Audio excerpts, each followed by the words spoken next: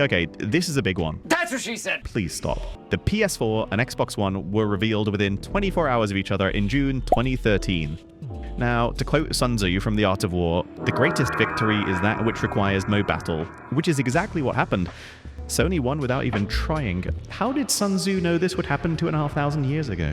Microsoft proudly unveiled the Xbox One, a console that had to be online once every 24 hours. Really? Yep. Required a Kinect camera, cost $499, restricted game lending, and focused heavily on watching TV through your console. TV experience. TV and movies, TV. Xbox, watch TV. TV. And it looked like a VCR. Yes. Microsoft tried to pivot gaming into a living room entertainment hub. Right when gamers wanted the opposite. Basically, they promoted everything except what people actually wanted. To play games. Then Sony took to the stage and said, our console doesn't need to be online, doesn't require a camera, costs $100 less, plays used games, is more powerful, and here's a whole bunch of games you'll be able to play on it. PlayStation even released a 20-second passive-aggressive promo just to piss all over Microsoft. This is how you share your games on PS4.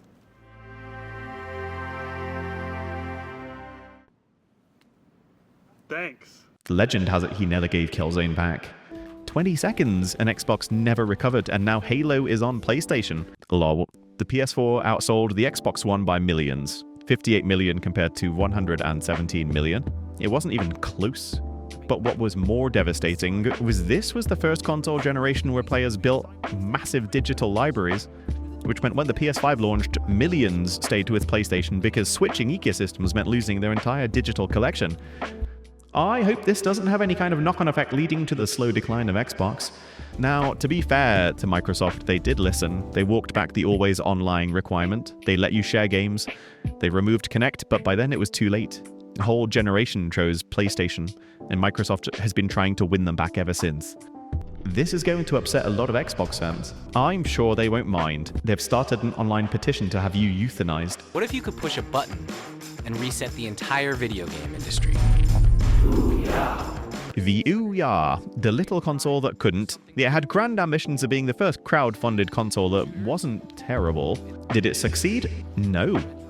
The £99 console that proved maybe £99 for a console isn't enough. After Microsoft and Sony were busy spending billions fighting over online gaming and cinematic graphics, along came the Ouya in 2013. A tiny Android-powered cube that said, what if you could play mobile games on your TV? So an Android phone you plug into your TV that doesn't make phone calls. The Ouya first became famous because it raised over $8.5 million, which was unheard of for gaming hardware at the time. Everyone thought it was the future, and then it launched. And immediately, everyone realized something. £99 does not buy a next-gen console. The big policy was that every game had to be free to try, a policy that was eventually abandoned. It's good for emulating retro games. Obviously, I don't condone pirating old games. I absolutely do condone pirating old games. And the controller. Our controller has a touchpad. You're not going to find that somewhere else. The new PlayStation 4 controller has a... The buttons would literally get stuck under the baseplate if you pressed them too hard. The buttons routinely stick after hours, even minutes of use. The right trigger was stuck and had to be pried loose. Gamers didn't buy them. How many have you sold? A lot. Can you give me a range? A lot. Like you're not going to tell me a number? No, I'm not. Developers didn't make games for it.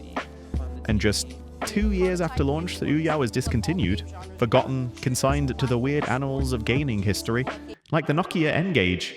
It overpromised, underdelivered, and ended up serving virtually no purpose beyond putting games already available on phones on a big screen.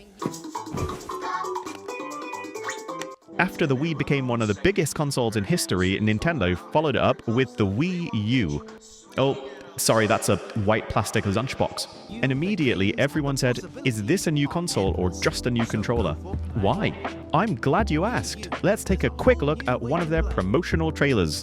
Switch from TV to the new controller. Draw on the new controller. Play only on the new controller. Get new views with the new controller. Kiss the new controller. Stay fit with the new controller. Take aim with the new controller. Play across the new controller and your TV. Is there a new controller? Make video calls with the new controller. Browse with the new controller. Share from the new controller. Get more detail with the new controller. Did they mention the controller was new? Do you see the problem? They said new controller 12 times, and they said new console 0 times. I'm no expert, but I think they should have maybe mentioned it was a new console It sold 13.5 million units. That is not a lot. To make matters worse, the dog in this video is probably dead now. Blah, blah, blah, blah.